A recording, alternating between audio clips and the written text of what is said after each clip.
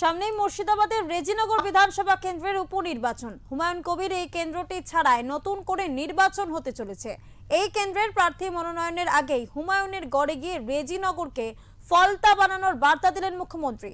একই সঙ্গে নাম না করে ফের হুমায়ুনকে কড়া হুঁশিয়ারিও দিলেন মুখ্যমন্ত্রী শুভেন্দু অধিকারী। আসন্ন রেজিনগর উপনির্বাচন। বিজেপি শাসিত বাংলায় হুমায়ুনের ছাড়া রেজিনগর বিধানসভায় নতুন করে হবে প্রার্থী মনোনয়ন। তার আগে হুমায়ুনের গড়ে গিয়ে রেজিনগরকে ফলতা বানানোর বার্তা মুখ্যমন্ত্রীর।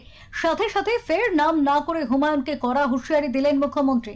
যদিও গুঞ্জন, সংখ্যালঘু অধ্যুষিত রেজিনগরে এজেইউপির প্রার্থী হতে পারে হুমায়ুন কবিরের ছেলে। এখানে যিনি জেতার পরে পদত্যাগ করেছেন দুটো জায়গায় জেতার জন্য, উনাকে আমি বলেছি, আপনি নির্বাচিত প্রতিনিধি, সংবিধান মেনে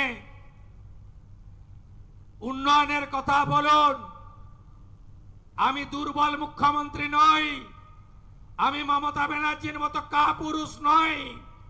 আপনি যা খুশি বলবেন আর আমি শুনে যাব, এটা আমার আমলে হবে না। আগামী 2 মাসের মধ্যেই রেজিনগরে হবে বিধানসভা উপনির্বাচন। তার আগেই রেজিনগরে জনসভা থেকে উপনির্বাচনের দামামা বাজিয়ে দিলেন মুখ্যমন্ত্রী শুভেন্দু অধিকারী। তিনি বলেন, ফলতাবাসী বিজেপিকে জিতিয়ে পেয়েছে স্পেশাল প্যাকেজ। যদি রেজিনগর উপনির্বাচনে বিজেপি জেতে, তবে ফলতার মতো রেজিনগরেও হবে স্পেশাল প্যাকেজ। ভোটে জিতলে রেজিনগরে জোড়া ব্রিজ নির্মাণের প্রতিশ্রুতি মুখ্যমন্ত্রীর।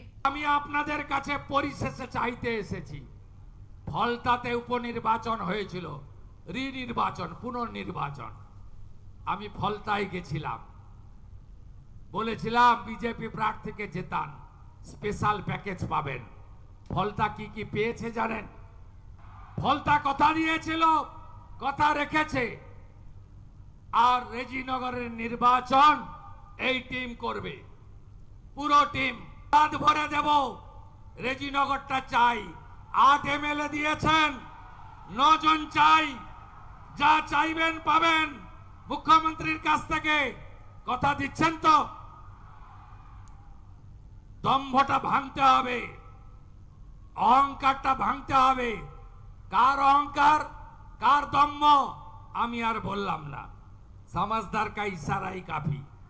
মুখ্যমন্ত্রীর কড়া বার্তার পিছনেই কি উকি দিচ্ছে প্রচ্ছন্ন হুঁশিয়ারি। ফলতা ছিল জাহাঙ্গীর খান ওরফে পুষ্পার গড়। নির্বাচনের পর ফলতার এককালীন ত্রাস পুষ্পার কি করুণ পরিণতি হয়েছিল তা দেখেছে গোটা রাজ্যবাসী। তাহলে রেজিনগরের উপনির্বাচনের আগে ফলতার কথা স্মরণ করিয়ে কি হুমায়ুনকে কড়া হুমকি দিলেন মুখ্যমন্ত্রী? রাজনৈতিক মহলে উঠছে প্রশ্নের ঝড়। তবে কি রেজিনগরে বিজেপির জয় এবং হুমায়ুনের পুষ্পা পরিণতি এখন সময়ের অপেক্ষা? তবে কি 72% সংখ্যালঘু অধ্যুষিত রেজিনগর হাতছাড়া হতে চলেছে হুমায়ুনের এজেইউপির? যদিও এই বিষয়ে হুমায়ুন কবিরের কোনো প্রতিক্রিয়া পাওয়া যায়নি। ব্যুরো রিপোর্ট, ওঙ্কার বাংলা।